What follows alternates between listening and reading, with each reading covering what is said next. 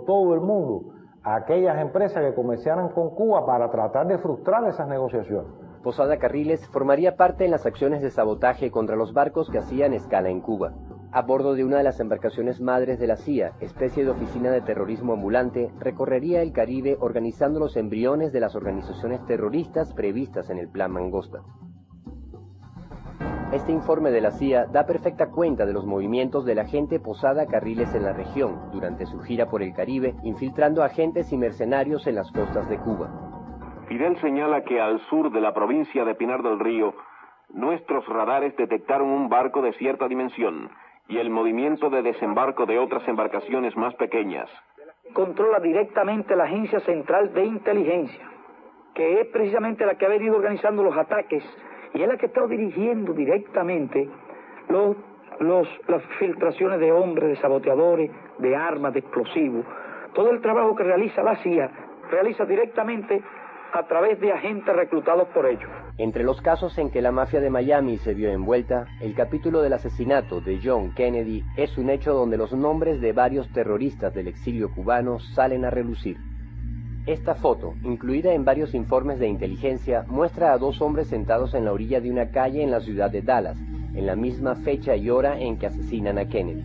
Esta persona fue señalada por analistas como Orlando Bosch, terrorista cubano y cómplice de Posada Carriles.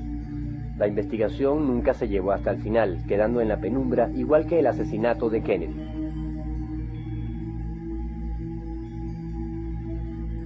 En el año 64, los comandos a los que pertenecía Posada Carriles realizan un atentado con mortero a la sede de las Naciones Unidas durante la visita del Che Guevara. Los explotados y vilipendiados de América Latina que han decidido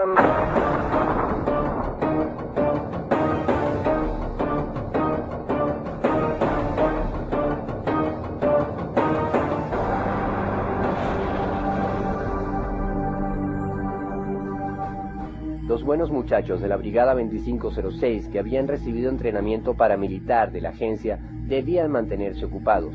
Tenerlos sin oficio no resultaba rentable ni seguro para el propio gobierno norteamericano.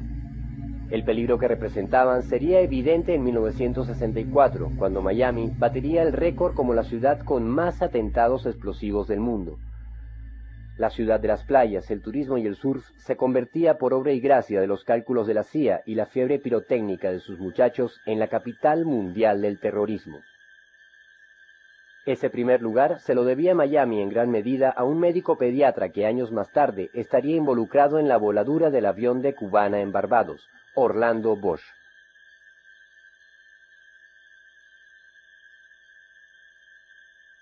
Seguirá la lucha y seguirán los atentados en toda forma y manera a nuestro alcance.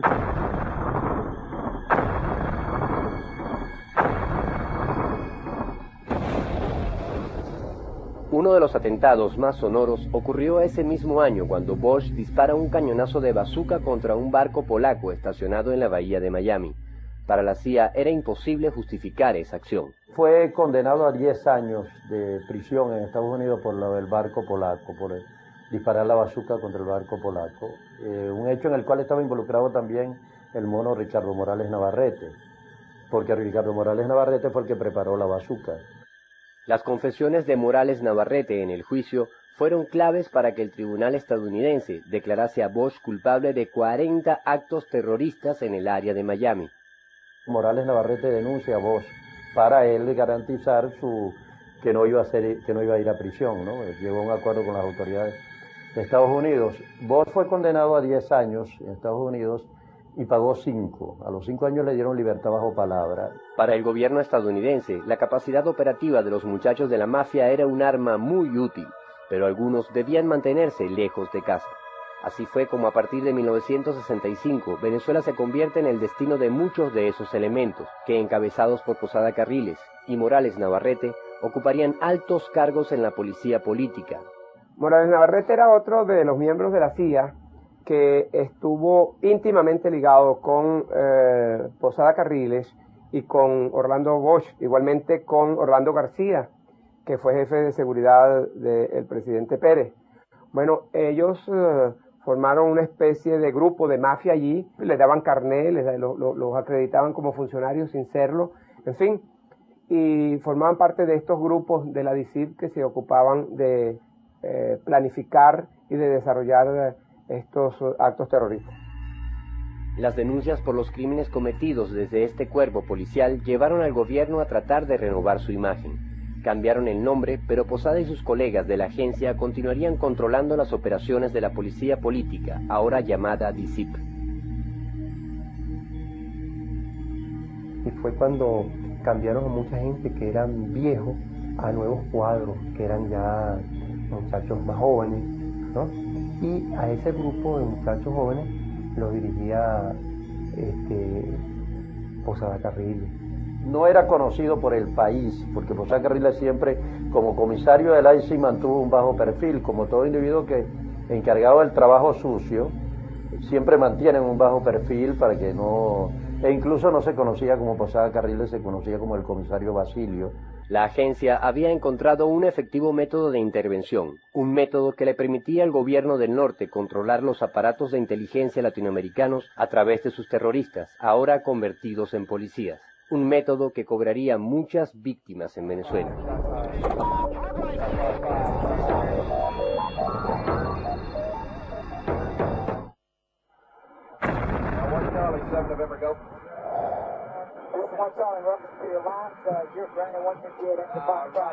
Las siglas de la policía política venezolana fueron sinónimo de muerte, torturas y desapariciones en una época en que las operaciones estaban en manos de cubanos exiliados al servicio de la CIA. Jesús Marrero fue uno de los pocos sobrevivientes de las torturas realizadas por Posada Carriles en los sótanos de la tenebrosa DICIP. Él era jefe de eso, él era jefe. Uno no sabía, porque no vas a saber tú cuál es la estructura que tenían ellos, pero uno por simple intuición y como veía que los otros le obedecían, él era el jefe de esa comisión, ¿no? La cual me detuvo a mí allá en Valencia y me trasladó aquí a los sótanos de los Chaguaramas. En este edificio de Caracas, ahora convertido en viviendas, funcionó la tenebrosa DICIP, policía política en tiempos que Posada Carriles era uno de sus jefes. Por estos pasillos fueron conducidos a una muerte por torturas decenas de venezolanos a manos de agentes como Posada Carriles. Ahí fue cuando conocí al comisario Basilio, a Posada Carriles.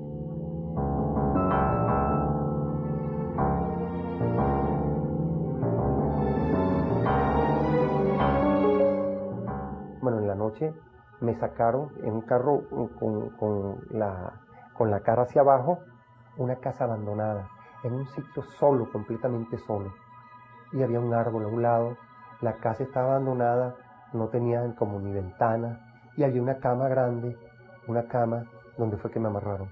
Me ponen unos cables en el pene me lo amarran, y me ponen otro cable aquí, son dos cables. Y eso iba a una maquinita que le daban vuelta. Luego supe que es lo que llaman la tortura del teléfono, pues que es un electromagneto que parece que te estuvieran dando 10.000, 100.000, 1.000.000 de carajazos aquí en el golpe. Eso lo hacían casi una noche sí, una noche no, los llevaban a uno, le daban carajazos. Ahí estuvimos durante 2 meses. El director era Remberto Cati, pero el jefe de tortura era Luis Posada Carriles. Posada Carriles fue el jefe de la División de Operaciones de la DICIP. Y cuando Posada Carriles llegó a jefe de operaciones de la DICIP, empezaron a morir un grupo de guerrilleros que morían en supuestos enfrentamientos. Por ejemplo, ¿no? Te podría contar, por ejemplo, las muertes de Botín y Marín y Rubén. El secuestro de un industrial venezolano fue uno de los hechos utilizados como excusa por Posada Carriles para barrer con grupos revolucionarios ajenos a ese hecho. Eso fue